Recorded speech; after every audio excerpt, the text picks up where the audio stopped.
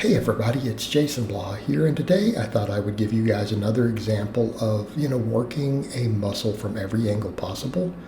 And this all came from the same workout, and I think this is a great example, and I like to do this with different muscles sometimes. And I'm not saying you always have to do these exact movements, of course, because you may not even have this exact equipment. But a perfect example here, in this workout, I did some, heavy singles with a back squat, power lifter style, low bar, then conventional deadlift. And then I followed it up with basically machine pump work, okay? And you guys will note what I did in here, and I'll explain why I did what I did. I did sets of 10 with a belt squat.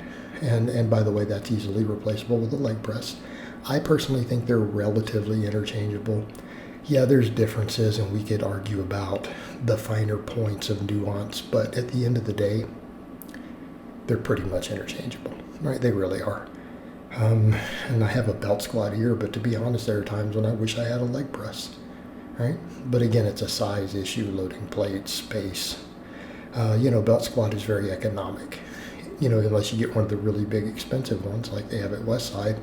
But, the thing is with those, I'm going to get sidetracked here for a moment.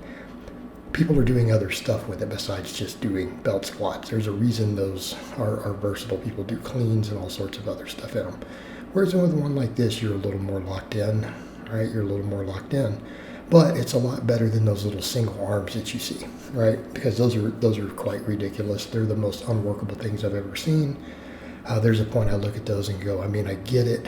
People in a tight space on a budget, but it's just so unworkable that they would probably be better just hanging plates on a belt and getting on a pair of boxes, right? They would just be better off at that point. It would be far better. The only problem with that sort of setup is injury risk once you get real strong, climbing on and off the boxes. That's why I originally got the machine. Then, of course, you'll see me finishing up there with some leg extensions using my reverse hyper. Of course, I think people realize, oh man, you could almost do a hamstring addition and posterior chain out of this workout too. Yeah, we totally could, couldn't we? Again, because we had the deadlift first.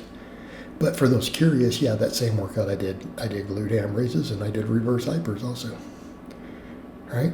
For the hamstrings and the erectors and everything. But again, the deadlift was first. So let's break down what I did and why. Because again, you guys will notice the leg extensions were a lot higher rep. Those were like 25 reps or something. Okay, very, very straightforward.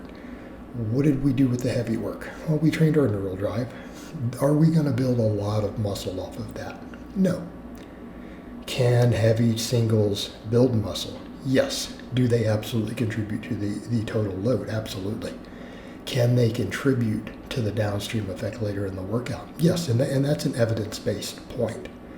And there's a reason I program like that for some of my clients still, to where we come in and we do heavy single, and then we do a bunch of pump work.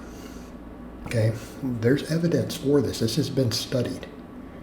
And in the lab, they've found that doing a heavy single with, about 90%, anything 90% or heavier of your 1 rep max, seems to cause a little more efficiency on the subsequent sets in the same muscles. In other words, it seems to help activate some of those upper threshold motor units a little bit better. Okay, you may get better performance, better neural drive on those subsequent sets.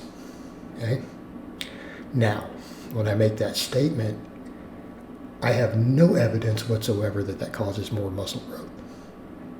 Is it possible? Is it a reasonable hypothesis to suggest it may have the potential to cause a little more muscle growth? Yes. Can we state that as an absolute fact? No. Could people create counter arguments as to why it might interfere if it interfered with overall recovery and volume? Sure. But I came in and smashed out 10 sets of quads afterwards for pretty high volumes. And keep in mind, I do multiple leg sessions a week. I do 2 a week. And I'm doing this at 47. So I certainly don't think it interfered. I wasn't sore. I wasn't exhausted afterwards either. So there is a method to my madness with that. But the upside, we do get some strength carryover. We get some good neural drive. We get some practice on those movements. Now, over to the meat and potatoes. That's not really driving most of the hypertrophy. Where's the real muscle growth? the 5 sets of belt squats and then the 5 sets of leg extensions I did. Again, at the end of the day, we can argue all we want about heavy weight and low volume stimulating some hypertrophy and some muscle fiber growth. Yeah, and there's a case for that. But is it particularly efficient or effective? Not really. Let's just be honest. Can it create more total overload for the whole workout? You bet. But that rep work, that assistance work, that accessory work, that is where we get big. So what do? We did another squat pattern movement. Okay, I did a belt squat. Notice there's no axial loading. There's no further stress on the spine. You know, I did calf raises standing later in this workout. That's plenty of extra spinal loading. I just did a heavy squat and a deadlift. We don't need any more of that. Take something that's totally supported. In this case, a belt squat puts the weight is around the hips. Your back has no stress on it, no compressive force. Leg press will do the same thing. Obviously, a hack squat won't, but I like hack squat machines. All right? I'm saying that with a powerlifting background. All right, so then we did a belt squat. What do we get here? Another squat pattern movement. It's very similar to the squat. A lot of adductor, a lot of glute, but we still work the quads through a nice full range of motion. Now, is that enough to stimulate the entire quad? No, it does a pretty dang good job of it, but is that by itself enough to squeeze out every bit of hypertrophy? Absolutely not. Have we possibly left a few fibers untouched? You bet. And then what about that fourth head? Yeah, sure, we could talk the VMO and all that. Hey, great.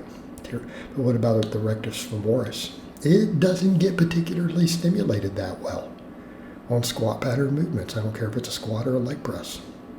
It just doesn't. A leg extension works it though.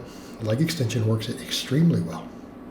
So let's come back over and go, okay, so then what did we do afterwards? Well, we did some nice pump work, 10 rep sets with the belt squat, but then I came behind and did some higher rep isolation work on a different movement pattern with a different emphasis. Just like we talk about the bench press doesn't develop the long head of the tricep particularly well, but a laying extension can, or a behind the head extension, right? So, it makes sense if you're trying to develop all of the tricep, you do an extension after you're pressing, right? I would hope. Well, it's the same thing with a quad. If you just want big quads, it's probably not necessary. I need my quads quite a bit bigger, right? I need to get bigger. I need to get more jacked. I'm seeking maximum development. In that case, that's where you step in and go, this muscle might need an isolation movement, and it might need an isolation movement that works whatever head gets neglected from the bigger movements, puts a heavier emphasis on it. A leg extension does that. And then we come in and just pump the crap out of the muscle with it, right? Then we're getting somewhere. Do that twice a week, and then we have 10 quality sets total from 2 different exercises. That's 20 total sets spread across 2 exercises, not counting the heavy work. Now we're getting into some very serious hypertrophy. All right, guys, but that's really all I have to say on that today. I hope it's been informative, and I'll talk to you guys next time.